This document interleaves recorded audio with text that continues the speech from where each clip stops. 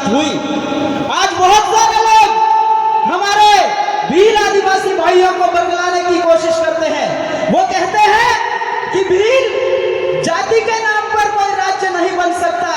हम मानते हैं कि भील जाति के नाम पर कोई राज्य नहीं बन सकता, लेकिन हम भील जाति के नाम से राज्य की डिमांड बिल्कुल नहीं करते हैं। ये आप इस तरीके से हमारे लोगों को बरगलाने की कोशिश मत करो। हमारी जो मांग है वो संवैधानिक है।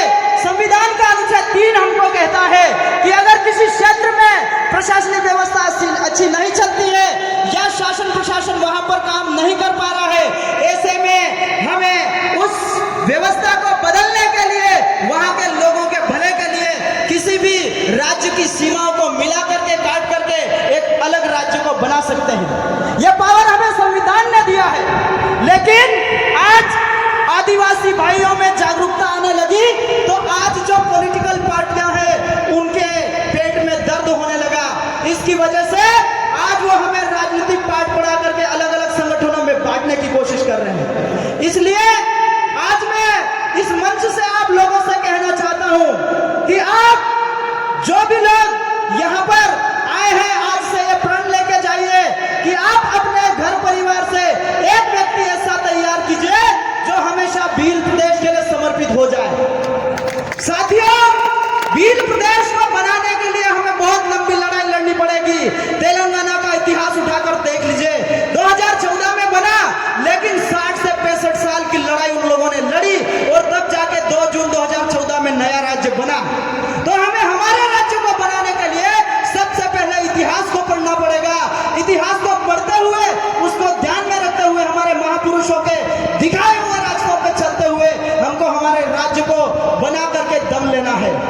इसलिए मैं आप तमाम लोगों से यह कहना चाहता हूं कि यहां से जाने के बाद आप ये प्रण लीजिए, आपके बच्चों को अलग अलग फील्ड में भेजिए, लेकिन एक व्यक्ति ऐसा तैयार कीजिए जो हमेशा के लिए समाज के लिए तत्पर रहे। क्योंकि परिवार के सारे लोग कुछ न कुछ काम धंधा जीविका चलाने के लिए कुछ न कुछ काम करते हैं, लेकिन ऐसे में बहुत सारे लोग ये बहाना बनाते हैं कि हम ये नहीं कर सकते, हम वो नहीं कर सकते। लेकिन अगर हम शिक्षा ही ऐसी देंगे, अगर एक व्यक्ति को सामाजिक शिक्षा का पाठ पढ़ाएंगे, तो निश्चित रूप से आने वाले समय में हम बहुत जल्दी हमारा भील प्रदेश बना करके रहेंगे। साथियों, आज हमें यह समझने की जरूरत है कि जो जितने भी हमारे इलाकों से जितने भी विधायक बने हैं, सांसद बने हैं, क्या उन लोगों ने जाकर के सदन में कभी भील प्रदेश का प्रस्ताव रखा है? नहीं रखा।